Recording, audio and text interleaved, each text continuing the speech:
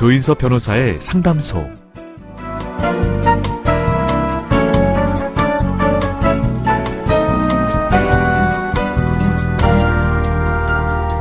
운전하다 보면 유독 빨간 신호등에 자주 걸릴 때가 있습니다. 언제 어느 때건 만나게 되는 빨간불, 그건 인생길에서도 마찬가지겠죠. 기대했던 일이 잘 안 되기도 하고 돈을 잃기도 하고 사랑하는 사람과 헤어지기도 합니다. 하지만 신호는 곧 바뀌죠. 속 시원하고 정확한 자문으로 법률 문제를 풀어드리는 조인섭 변호사의 상담소, 지금 바로 문을 열겠습니다. 저는 조인섭입니다.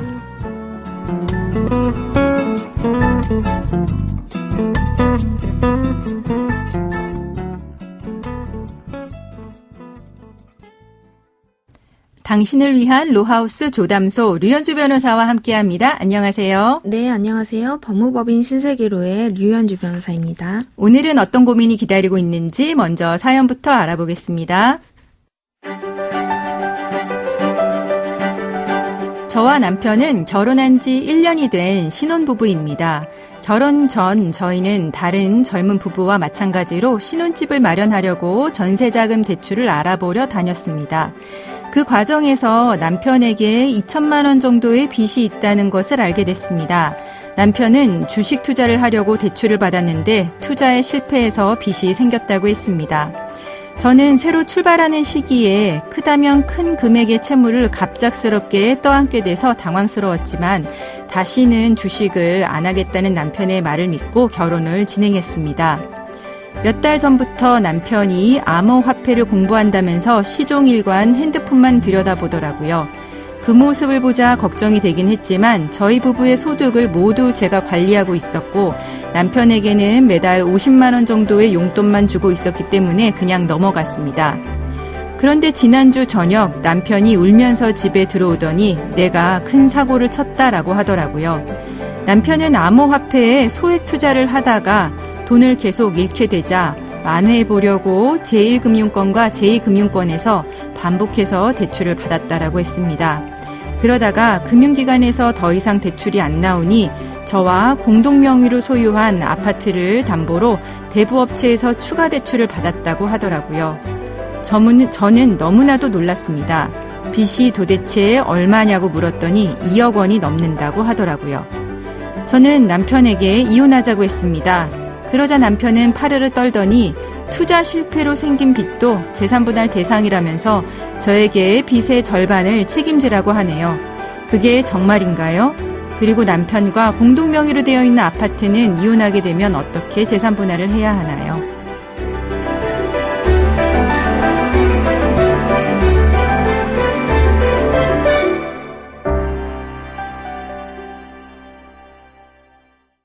네, 코인 투자에 실패한 남편의 사연이 나왔는데요. 사연자분은 남편과 이혼을 결심하셨습니다. 이 코인 투자로 거액의 빚을 졌다라고 하는 사정, 이혼 사유가 될까요? 네, 최근 몇 년간 젊은 층에서 주식과 암호화폐 투자 열풍이 불었죠. 그렇죠. 네, 특히 가치가 단기간에 이제 수십 배, 수백 배 폭등한 코인 투자 같은 경우에는 몇 달간 수십억을 벌고 회사에서 퇴사했다더라. 네. 벼락 부자가 된 20대도 많다더라. 하는 풍문이 많이 들려옵니다. 네. 그런데 명이 있으면 암이 있듯이 소위 영끌로 대출을 받아 무리하게 투자를 했다가 빚더미에 앉게 된 젊은 층이 굉장히 많고 또 이것이 사회 문제가 될 정도입니다. 네. 네, 그러다 보니까 젊은 부부들이 투자 실패로 인한 불화, 또 배우자 몰래 거액의 빚을 내서 투자를 하는 문제 등으로 이혼을 많이 문의를 하시고 계십니다. 네, 실제로 그렇죠. 네네. 사실 투자라는 것이 돈을 벌 수도 있고 잃을 수도 있는 것이기 때문에 단순히 투자에 실패했다는 사정만으로는 이혼 사유가 된다고 하기는 어렵습니다. 네. 네, 하지만 사연과 같이 배우자 몰래 반복해서 빚을 내서 투자를 하고 그 금액이 수억 원에 이른다면 이는 부부간 신뢰를 훼손하는 행위이고요. 동시에 이제 가정경제를 파탄내는 행위로서 민법 840조 6호 기타 혼인을 계속하기 어려운 중대한 사유라고 볼 수가 있습니다. 네, 그래서 이 사연 같은 경우는 이혼 사연에 해당하네요. 네, 맞습니다. 네, 근데 사연자분의 남편은 빚도 재산분할 대상이다라고 하면서 사연자분한테 빚을 같이 책임지라라고 하고 있는 상황인데요. 이거는 어떻게 될까요? 네, 일반적으로는 빚도 재산분할 대상인 것은 맞습니다. 네. 네, 이혼에 따른 재산분할이라는 것은 혼인 중에 형성한 부부 공동재산을 청산한다라는 의미를 갖고 있고 그렇죠. 우리 판례는 적극재산뿐만 아니라 소극재산도 분할 대상이라고 하고 있고요. 네. 또 전체 재산이 마이너스다, 또 빚분이다라고 하는 경우에도 이제 분할을 해야 한다라고 보고 있습니다. 네. 네. 그런데 여기에서 중요한 것은 이제 부부 공동재산만이 이제 분할 대상이라는 것인데요. 이것은 부부가 공동으로 생활하면서 이제 그 혼인 생활에 수반해서 형성된 그 적극재산 또는 소극재산만이 분할 대상이 된다는 의미입니다. 네. 네. 즉, 그 빚에 대해서 보면 거주지 마련, 생활비 등에 사용하기 위해서 받은 대출, 그리고 투자를 하기 위한 대출이더라도 부부가 상의하에 받은 대출, 이런 것들은 분할 대상에 포함이 됩니다. 하지만 사연과 같이 배우자가 반대하였는데도 몰래 수억 원의 대출을 받아 투자를 했다면 네. 이것은 분할 대상에 포함된다고 보기는 어려울 것 같습니다. 네. 그럼 사연자분의 경우는 분할이 안 되는 거겠네요. 네, 맞습니다. 특히 사연자분은 결혼 전에 이제 남편이 이제 2천만 원 빚이 있는 걸 아셨고 그렇죠? 이후로 다시 투자하지 않기로 이제 약속을 받으셨거든요. 네. 그리고 또 그 재발 방지를 위해서 사연자분이 부부 소득을 전부 관리하기도 하셨습니다. 네. 이런 정황을 보면 그리고 남편분께서 진 빚의 규모를 본다면 그렇죠. 네. 이것은 혼인 생활에 수반하여 형성된 소극재산으로 보기는 어렵고요. 네. 따라서 재산분할 대상에서 제외할 수 있을 것으로 생각이 됩니다. 네. 그러면 사연자분은 남편과 공동명의로 된 아파트를 갖고 계신 것 같아요. 그러면 이혼을 하면 이거는 재산분할은 어떻게 하게 될까요? 네, 사실 부부가 특히 거주지 부동산을 공동으로 소유하고 있는 경우가 많거든요. 네. 이 경우에는 이제 한 부동산의 그 명의를 한쪽으로 귀속을 시키고 또 내가 받아야 하는 분할금을 현금으로 받는 것이 가장 간편하긴 합니다. 그렇죠. 네. 그런데 서로 부동산을 가져야 한다고 하거나 네. 혹은 서로 안 가지고 싶어 하는 경우에는 결국은 판결을 통해서 이제 소유자를 가릴 수밖에 없거든요. 네. 네. 이 경우에는 부동산을 담보로 받은 대출이 있다면 보통 그 대출 계약상 채무자에게 부동산을 이제 귀속시키게 됩니다. 네. 왜냐하면 채무자를 변경하려면 그 채권자인 금융기관의 동의가 필요한데요.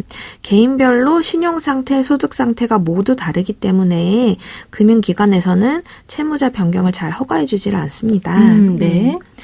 그리고 이제 최근에는 부동산 시세가 급등하거나 급락하는 경우가 많거든요.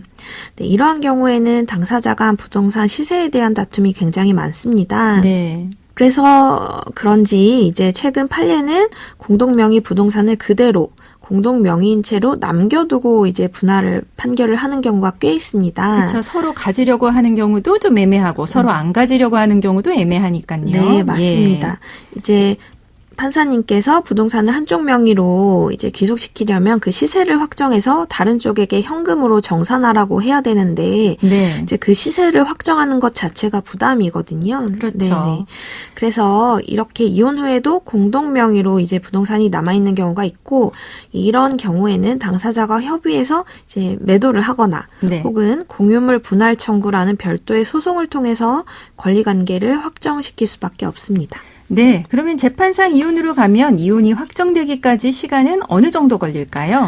네. 이제 이혼 청구를 해서 만약에 당사자 간 협의가 잘 돼서 조정으로 마무리가 된다면 네. 이제 6개월 정도 안에 마무리되는 경우도 있고요. 네. 다만 조정이 안 되고 이제 판결까지 받아야 한다. 그런 경우에는 최소 1년 이상은 걸리게 됩니다. 네. 그럼 지금까지 상담 내용을 정리해 보겠습니다. 사연자분은 남편이 사연자분 몰래 코인 투자를 했다가 거액의 채무를 졌다는 것을 알고 이혼을 결심하셨는데요. 배우자 몰래 반복해서 빚을 내서 투자를 하고 그 금액이 수억 원에 이른다면 이는 부부간의 신뢰를 훼손하는 행위여서 이혼 사유에 해당한다고 이야기를 해주셨고요. 또 사연자분의 남편이 사채를 끌어다 쓰면서 투자를 한 거는 부부 부부 공동 재산으로 볼 수는 없기 때문에 남편이 지은 빚, 채무는 재산분할 대상에서 제외될 것 같다라고 이야기를 해주셨습니다.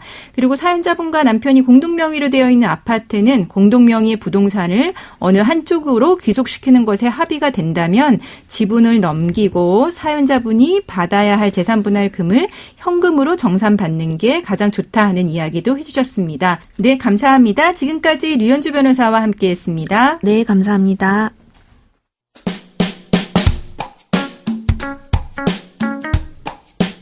알아두면 쓸데있는 법률 이야기 알쓸법 시간입니다. 지난해 부산 진구 서면에서 귀가하던 20대 여성 피해자를 쫓아온 뒤 오피스텔 공동 현관에서 무차별 폭행한 부산 돌려차기 사건의 가해자가 대법원에서 징역 20년을 확정받았죠. 피해자는 가해자가 출소한 20년 뒤를 생각하면 슬프다고 하면서 신상공개 제도 개선과 피해자 상고권 등 구조적인 문제를 해결하는 데 매진하겠다고 밝혔습니다. 여기서 피해자 상고권은 무엇일까요?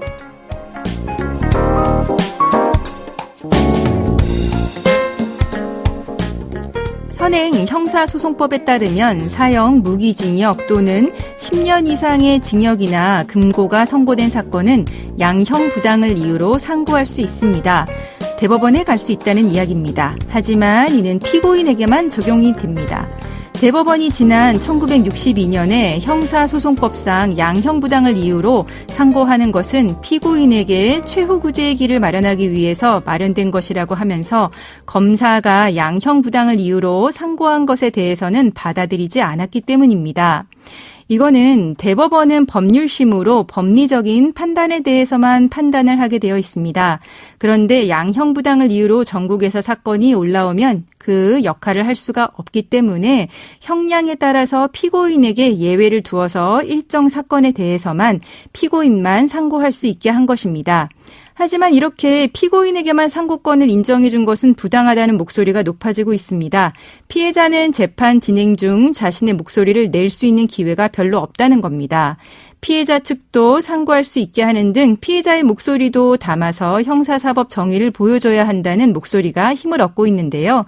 부산 돌려차기 사건의 피해자, 이러한 피해자 상고권 문제를 해결하는 데 매진한다고 합니다. 피해자의 제도도 권리도 제대로 보장받을 수 있는 날이 오기를 바랍니다. 조인섭 변호사의 상담소, 조담소는 언제나 당신과 함께합니다. 끝곡으로 이적의 하늘을 달리다 들려드리면서 저는 이만 인사드립니다. 지금까지 로이어 조인섭이었습니다.